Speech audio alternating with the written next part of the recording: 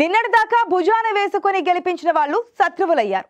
అంతు చూస్తామని వార్నింగ్లు ఇచ్చిన వారు దగ్గరవుతున్నారు. పొత్తు ధర్మం మచ్చుకైనా ఉందా? ప్రస్తుతం ఇదే ఆ నియోజకవర్గంలో వినిపిస్తున్న మాట.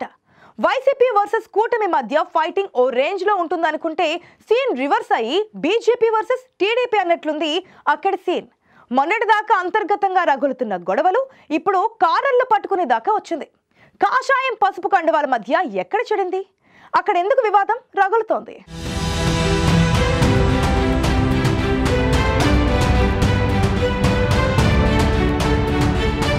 ఎవడూ ఎలాంటి స్వార్థం లేకుండా మరొకరితో జత కట్టడు. ఏ ప్రయోజనం ఆశించకుండా ఊరికే స్నేహం చేస్తున్నా అని చెబితే దాన్ని నమ్మేవాడే శుద్ధ అప్రయోజకుడు. ఇవి ఎప్పుడో చాణక్యుడు చెప్పిన మాటలు. కానీ ఏపీలో తెలుగుదేశం పార్టీ నాయకులకే కాస్త ఆలస్యంగా అర్థమవుతోంది. పొత్తు ధర్మం అంటూనే మొదటికే మోసం తెచ్చేలా ఉంది కాషాయ పార్టీ.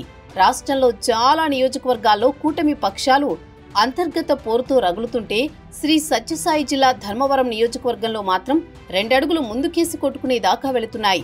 ధర్మవరంలో బీజేపీ టీడీపీ మధ్య కోల్డ్ వార్ ఇప్పుడు స్ట్రైట్ వార్ గా మారింది. వాస్తవంగా ధర్మవరంలో బీజేపీకి ఎలాంటి ఓటు బ్యాంకు లేదు. కనీసం 2-3% ఓట్లు కూడా గతంలో ఎప్పుడూ వచ్చిన దాఖలాలు లేవు. మొదటి నుంచి టీడీపీనే ఇక్కడ చాలా బలంగా ఉంది. 2019 ఎన్నికల్లో కేతిరెడ్డి గెలవడంతో టీడీపీకి చెందిన మాజీ ఎమ్మెల్యే సూర్యనారాయణ బీజేపీలోకి వెళ్లిపోయారు. అప్పటి నుంచి పరిటాల శ్రీరామ్ ధర్మవరం టీడీపీ బాధ్యతలు చూస్తున్నారు. కష్టనష్టాలు తట్టుకుంటూ ఇక్కడ పార్టీని మరింత బలోపేతం చేశారు. తీరా ఎన్నికల సమయానికి పొత్తులంటూ బీజేపీకి ధర్మవరం సీటు కేటాయించారు. వాస్తవంగా ధర్మవరం టికెట్ బీజేపీకి ఇవ్వడం తెలుగుదేశం పార్టీ శ్రేణులకు ఎంతమాత్రం ఇష్టం లేదు. అయినా అధినేత నిర్ణయం తీసుకోవడం ఇన్ఛార్జిగా ఉన్న పరిటాల శ్రీరామ్ కూడా సరే అనటంతో అక్కడ సత్యకుమార్ కు టికెట్ ఇచ్చారు. వాస్తవంగా సత్యకుమార్ ధర్మవరానికి ఏమాత్రం సంబంధం లేని వ్యక్తి. అలాంటి వ్యక్తిని పరిటాల శ్రీరామ్ ప్రమోట్ చేశారు. ఓ విధంగా చెప్పాలంటే వైసీపీ మీదున్న కసితో ధర్మవరంలో టీడీపీ శ్రేణులు సత్యకుమార్ ని భుజాన మోసాయి.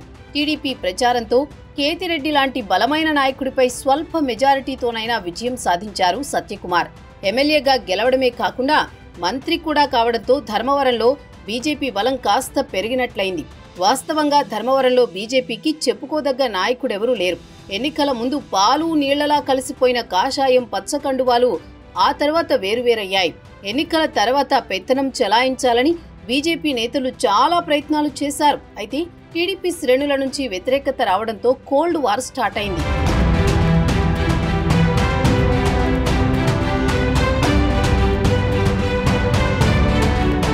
సత్యకుమార్ విజయంలో కూటమి పార్టీలన్నీ భాగస్వాములైతే గెలిచాక అంతా మేమేనంటంతో మొదట్నుంచి పార్టీ కోసం కష్టపడిన టీడీపీ శ్రేణులు తీవ్ర అసంతృప్తితో రగిలిపోయారు.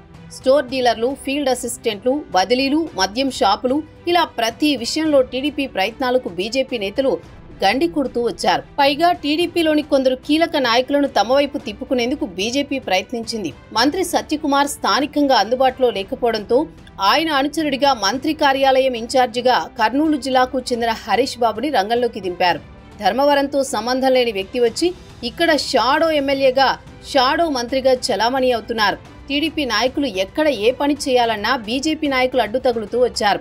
టీడీపీ నాయకులు చెబితే అసలు చేసేదే లేదన్న అభిప్రాయాన్ని జనంలోకి బాగా పంపారు. దీంతో టీడీపీ వైపున్న జనం కూడా అనివార్యంగా బీజేపీ వైపు మళ్లేలా పరిస్థితులు మారాయి.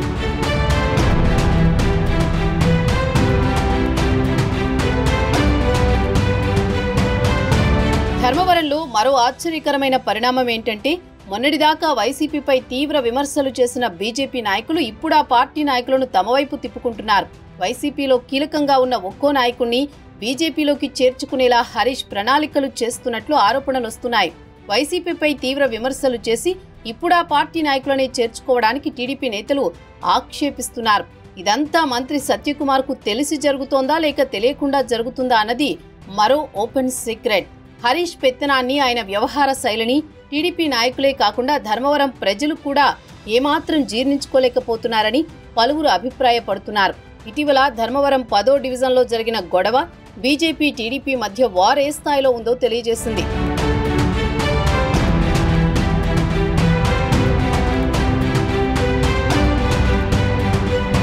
గతంలో తెలుగుదేశం పార్టీలో చాలా కీలకంగా ఉన్న కృష్ణాపురం జమీర్, కేతిరెడ్డి ఒత్తిడితో వైసీపీలో చేరినట్లు ప్రచారం ఉంది. అయితే ఆయన ఇప్పుడు బీజేపీలోకి వెళ్లేందుకు రంగం సిద్ధం చేసుకున్నారు. వాస్తవంగా తిరిగి టీడీపీలోకి వెళ్లాల్సి ఉన్నా ఇప్పుడు బీజేపీలో ఉంటేనే పని జరుగుతుందన్న ఉద్దేశంతో ఆ పార్టీ వైపు చూశారు. దీన్ని తెలుగుదేశం పార్టీ నాయకులు వ్యతిరేకించారు. పార్టీలోకి తిరిగి రావాలని ఆహ్వానించారు. దీనికి జమీర్ ఒప్పుకోలేదు. ఈ క్రమంలో టీడీపీ నాయకులకు జమీర్ వర్గానికి పెద్ద ఎత్తున ఘర్షణ జరిగింది. టీడీపీ నాయకులపై దాడికి దిగిన జమీర్ వర్గం వారి వాహనాలను కూడా ధ్వంసం చేసింది. దీంతో ధర్మవరంలో చాలా ఏళ్ల తర్వాత ఉద్రిక్త పరిస్థితులు, దాడుల సంస్కృతి కనిపించింది. వాస్తవంగా జమీర్ దాడి చేసిన సమయంలో వైసీపీలో ఉన్నా మర్నాడు బీజేపీలోకి వెళుతున్నానన్న ధైర్యంతో దాడి చేసినట్లు టాక్ నడుస్తోంది. ఆ తర్వాత జమీర్ బీజేపీలో చేరిన సమయంలో మంత్రి అనుచరుడు హరీష్ చేసిన వ్యాఖ్యలు ఇంకాస్త హీట్ పెంచాయి.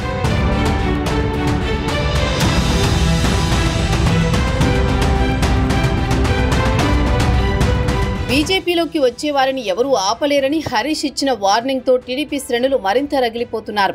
పైగా వైసీపీ నాయకులు ఎవరైనా రావచ్చని, వారిని బీజేపీలో చేర్చుకుంటామని ఓపెన్ గా చెబుతున్నారు మంత్రి అనుచరుడు. అవినీతి అక్రమాల ఆరోపణలున్న వారిని మాత్రం దూరంగా ఉంచుతామంటున్నారు. అంటే పరోక్షంగా వైసీపీ శ్రేణులను తమ వైపు తిప్పుకుని ధర్మవరంలో టీడీపీని దెబ్బతీయాలన్న వ్యూహం స్పష్టంగా కనిపిస్తోందని తమ్ముళ్లు అభిప్రాయపడుతున్నారు. ఎన్నికల్లో సత్యకుమార్ గెలిచినప్పటి నుంచి ధర్మవరంలో ఇలాంటి వివాదాలు తరచూ జరుగుతూనే ఉన్నాయి.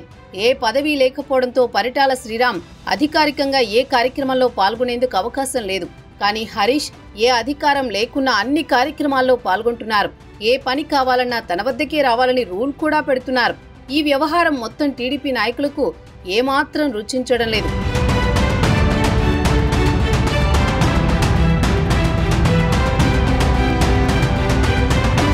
ఇలాంటి విషయాలన్నీ టీడీపీ అధిష్టానానికి తెలిసినా ఎందుకు మౌనంగా ఉందో అర్థం కాని పరిస్థితి.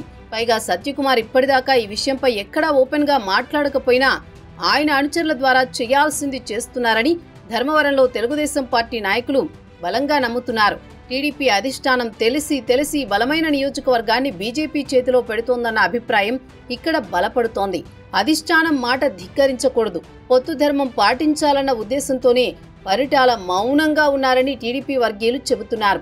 మొత్తం మీద బీజేపీ టీడీపీ మధ్య ధర్మవరంలో రగడైతే పీక్ స్టేజ్ కి చేరుకుంది. ఇది ఇంకెంత దూరం వెళుతుందో చూడాలి మరి.